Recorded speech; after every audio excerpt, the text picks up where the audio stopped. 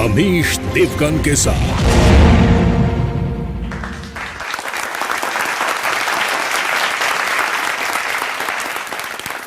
नमस्कार व्यूअर्स, मैं हूं अमीश देवगन। स्वागत है आपका वीकेंड के सबसे भरोसेमंद कार्यक्रम में। इस हफ्ते ये देश है हमारा में हम ऐसे मुद्दे पर चर्चा करेंगे जिसका ट्रिगर विदेशी जमीन से रहा है, क्योंकि राहुल गांधी अब लंदन पहुंच गए हैं और वहां से उन्होंने भारत को जमकर कोसा है। राहुल गांधी कह रहे हैं कि भारत में लोकतंत्र समाप्त हो गया है, यानी डेमोक्रेसी है नहीं।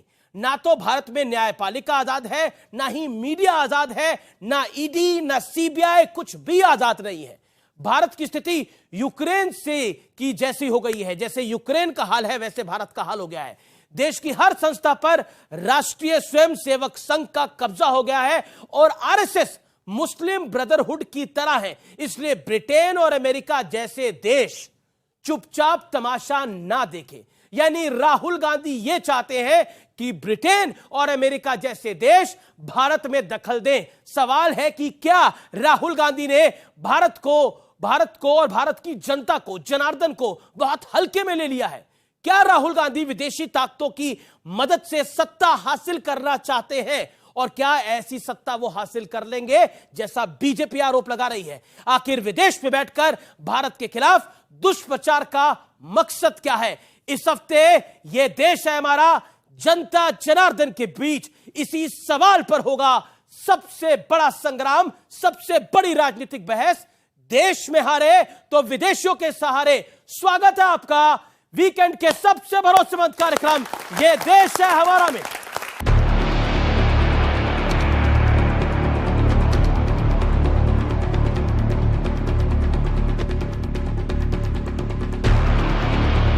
विदेशी जमीन से राहुल गांधी का सरकार पर वार जारी है और बीजेपी कह रही है कि अब राहुल खुलकर दूसरे देशों को भारत में दखल देने की अपील कर रहे हैं।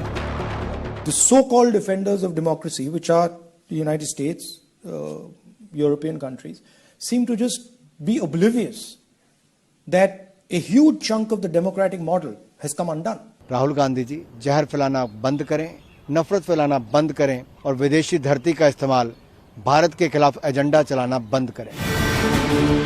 लेकिन मुद्दा सिर्फ इस बयान का नहीं है। राहुल का एक और बयान सुनिए। India is a democracy 3 times the size of the United States, 3 times the size of Europe, and if this democracy crumbles, it will be a huge setback for democracy on the planet.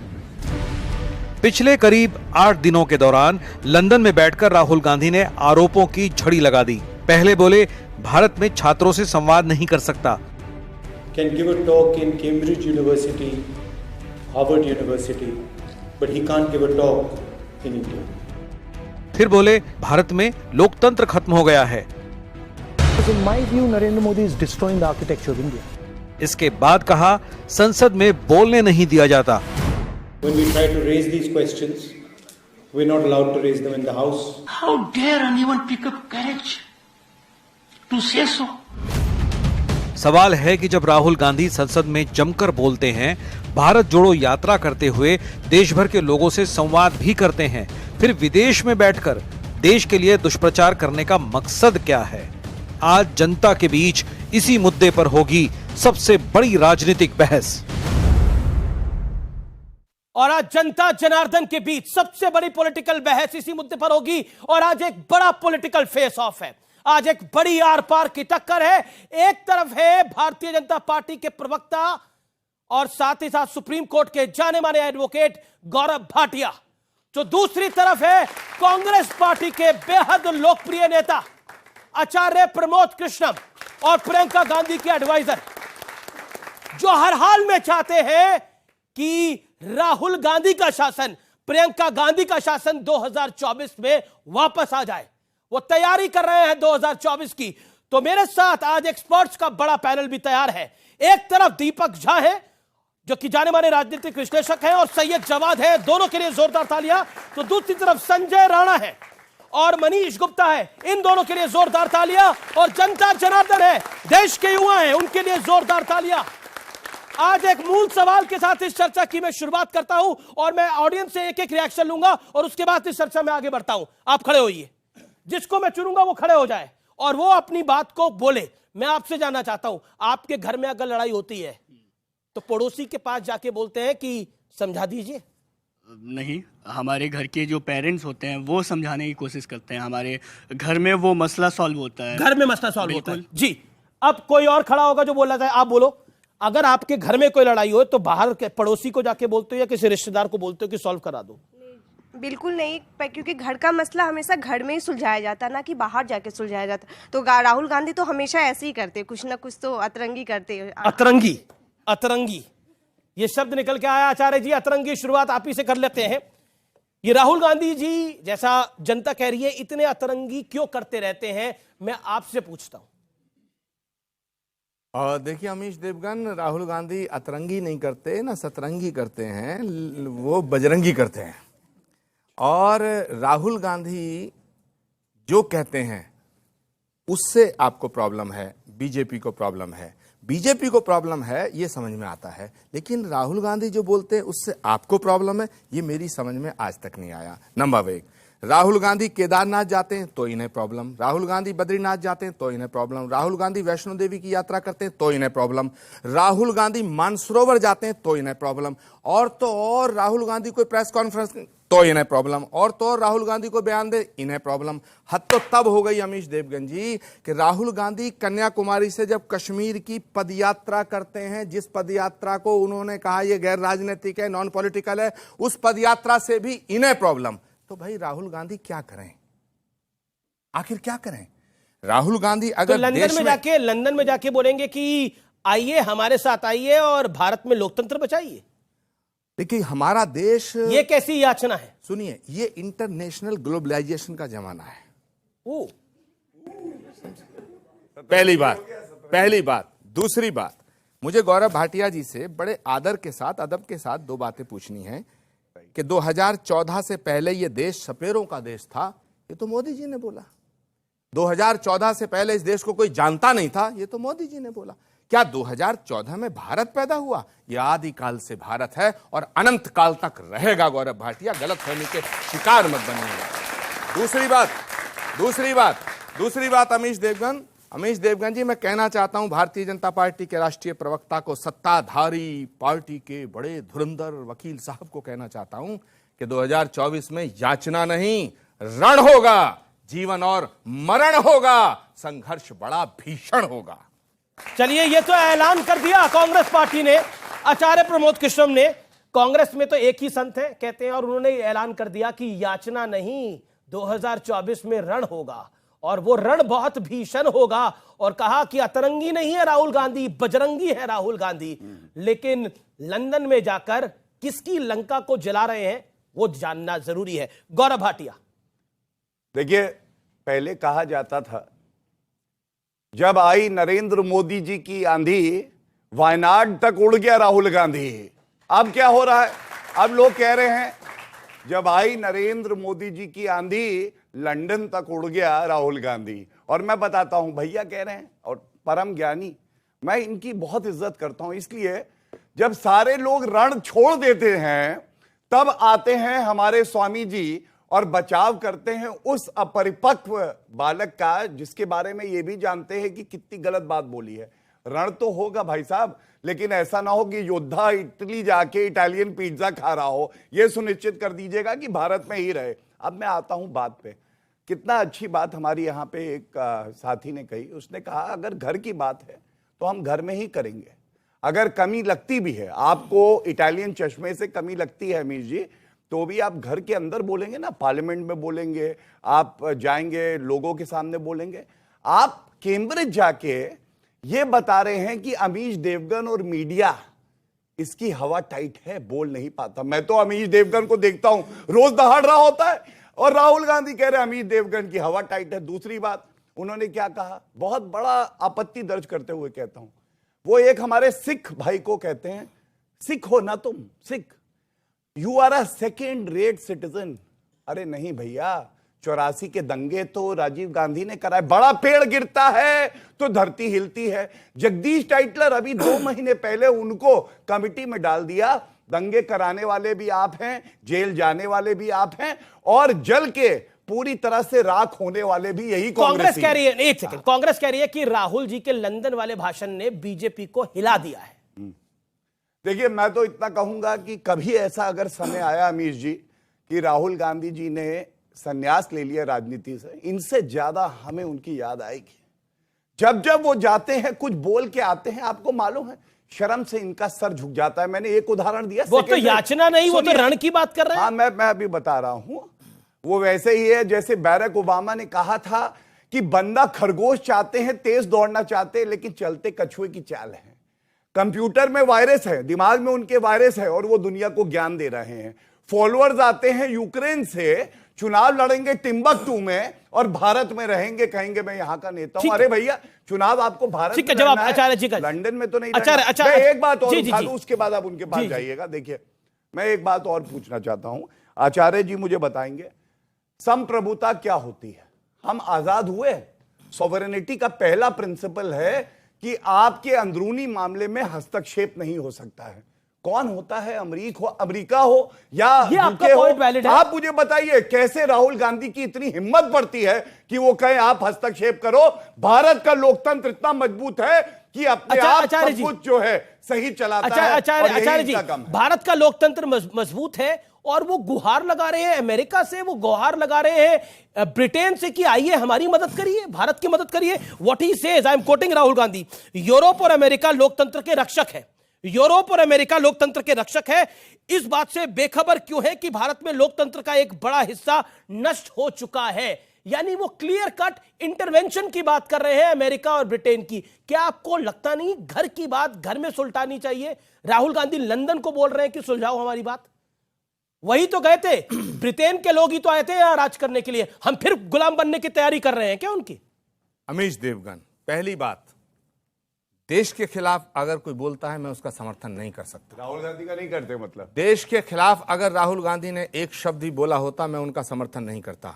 लेकिन देश की सरकार के खिलाफ बोलना और देश के खिलाफ बोलना दोनों अलग अलग बातें हैं। क्या देश की सरकार के खिलाफ बोलना देश के खिलाफ बोलना कहा जाएगा? मुझे आप बताइए कि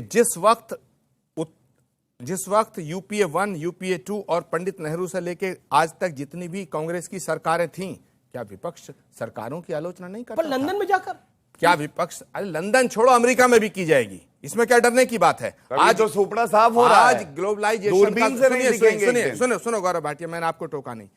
अमीश देवगन, जो पहले घटना हिंदुस्तान में घटती थी उसे अमेरिका पहुंचने में 1 हफ्ता लगता था, जो लंदन में होता था यहां पहुंचने में कई दिन लगते थे। लेकिन आज अगर यहां कोई घटना घटती है पूरी दुनिया में पहुंच जाती है, पूरी दुनिया के किसी कोने में घटना घटती है। क्या अमेरिका को नहीं पता भारत में क्या हो रहा है? क्या लंदन को, यूके को नहीं पता? तो राहुल को बता रहे हैं, क्या यूरोप को नहीं पता? नहीं, राहुल गांधी भारत में भी बोलते हैं, राहुल गांधी विदेश में भी बोलते हैं, राहुल गांधी भारत में भी बोलेंगे, राहुल गांधी विदेश में बोलेंगे, जुल्म के खिलाफ बोलेंगे, झूठ के खिलाफ बोलेंगे, अहंकार के खिलाफ बोलेंगे, गरीब के पक्ष में बोलेंगे। हम नहीं डरते इस बात से, हम नहीं डरते इस बात से। आप क्या सोचते हो ये जुल्म करें? आप क्या सोचते हो ये लोकतंत्र की हत्या करें? हम चुप रह जाएंगे? जी। आप क्या सोचते हो? सुनिए, ये हर विपक्ष के नेता के घर सीबीआई भेजें, ये ईडी भेजें, ये इनकम टैक्स भेजें, हम चुप रहेंगे? अरे भाई, इनसे पूछना चाहता हूं, 2014 से लेकर अब तक 9 साल हो गए, 10 साल होने को हैं, भाजपा के किसी नेता के घर आज तक ईडी का एक सिपाही क्यों नहीं गया? क्या ईडी और सीबीआई, इनकम टैक्स किसी बीजेपी के नेता के घर का रास्ता नहीं जानती? इनका ईडी का एक सिपाही अगर बीजेपी के नेता को गिरफ्तार करने की हिम्मत नहीं कर सकता है तो उसके घर जाके कम से कम घंटी तो बजा दे। घंटी भी नहीं बजाते। ओके। तो जब लोकतंत्र खतरे में होता है तो नेताओं तो मतलब ये लोकतंत्र को बचाने के लिए घंटी बजाई जा रही है, लेकिन घंटी लंदन में बजाई जा रही है। अरे घंटी नहीं, हम तो इनका घंटा बजाने को तैयार हैं भाई। ओके, क्या बात करते हैं आप? गौरव भाटिया, वो कह रहे हैं घंटी घंटा।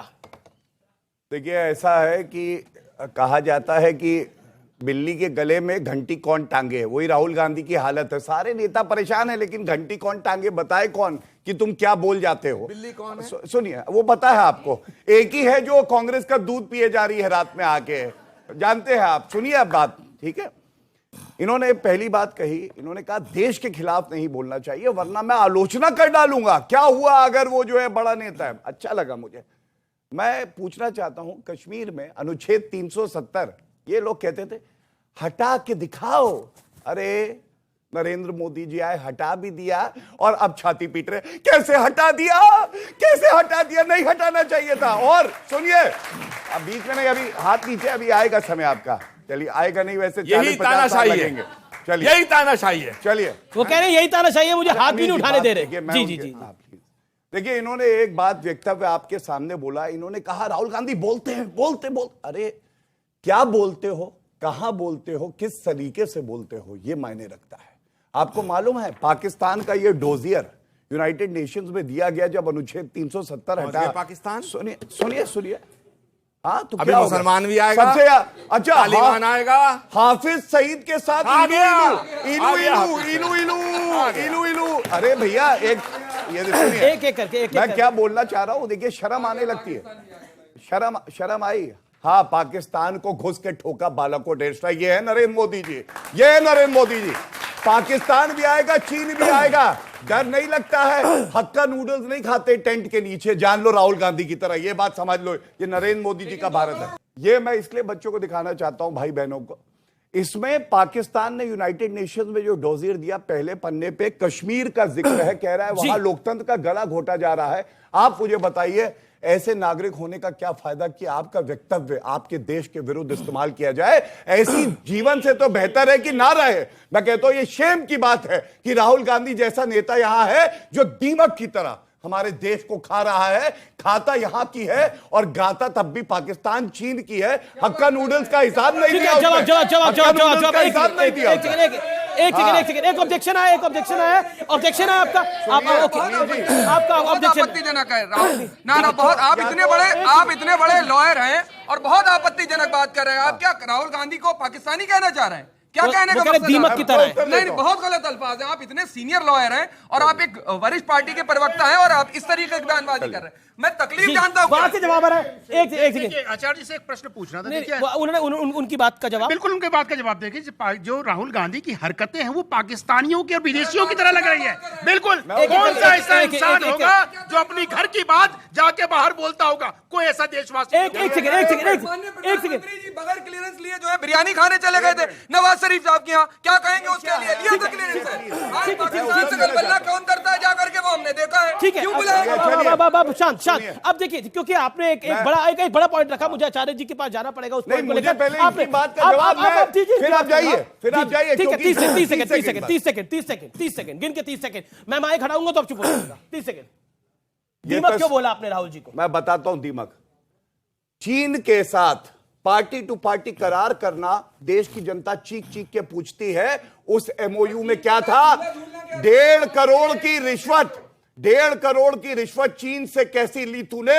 तू खाता भारत की है तो दीमक की तरह इस देश को क्यों खा रहा है? जवाब दे दे। ठीक है, आचार्य जी की बारी है। आचार्य जी, सीधा सवाल, राहुल गांधी ने बोला चीन सौहार्द चाहता है, चीन, ये जो शब्द बोले गए, क्या आपको लगता नहीं है कि ये विषय बोलना और भारत के विषय में लंदन और वॉशिंगटन को बोला कि वो इंटरफेयर करे डेमोक्रेसी को सेव करने के लिए, क्या आपको लगता नहीं है ये एक मौका देती है भारतीय जनता पार्टी को चढ़ाई करने का? और फिर आप कहते हैं कि पाकिस्तान और चाइना को बीच में ले आते हैं। आपके लोग तो एक सेकंड, अब आप एक एक करके सवाल पूछेंगे। ओके, आचार्य जी। देखिए अमीश देवगन, भारत की खूबसूरती और भारत की ताकत क्या है? इस देश का लोकतंत्र, इस देश की राष्ट्रभक्ति और इस देश के वो नेता जो हमारे आइडियल हैं जी। महात्मा गांधी, सुभाष चंद्र बोस, अशफाकुल्लाह खां, वीर अब्दुल हमीद, सरदार भगत सिंह, ये सब हमारे आइडियल हैं। पंडित चंद्रशेखर आजाद, ये सब हमारे आइडियल हैं। पंडित नेहरू, ये हमारे आइडियल रहे हैं। और इंदिरा गांधी हमारी आइडियल रही है, नंबर 1। नंबर 2, मैं सवाल, जिस अंदाज में, जिस तरीके से देश के एक विपक्ष के नेता माननीय सांसद राहुल गांधी जी के लिए जिस तरीके से इन्होंने जिन अल्फाजों का प्रयोग किया, उससे कष्ट पहुंचता है। विपक्ष हो या पक्ष, आज आप सत्ता में हैं, कल हम सत्ता में थे, हो सकता है कल हम फिर सत्ता में आ जाएं। लेकिन इस देश के लोकतंत्र की सुंदरता क्या है कि देखिए, जब इंदिरा गांधी देश की प्रधानमंत्री थीं तो प्रतिपक्ष के नेता पंडित अटल बिहारी वाजपेयी थे। और जिस देशभक्ति की बात कर रहे हैं आप, कह रहे हैं सर्जिकल स्ट्राइक की बात कर रहे हैं, लेकिन इंदिरा गांधी ने पाकिस्तान के 2 टुकड़े कर दिए। लोग इतिहास बदलते हैं, हमने भूगोल बदला पाकिस्तान का। सुनिए, हमने भूगोल बदला, और सुनिए, हमने भूगोल बदला, और सुनिए, ये इस देश का लोकतंत्र और इस देश के लोकतंत्र की सुंदरता है, इस देश के लोकतंत्र का सौंदर्य है, इस देश के लोकतंत्र की खूबसूरती है कि नेता प्रतिपक्ष लेकिन देश पंडित के अटल लोकतंत्र बिहारी है ना? वाजपेयी ने इंदिरा गांधी को दुर्गा कहा।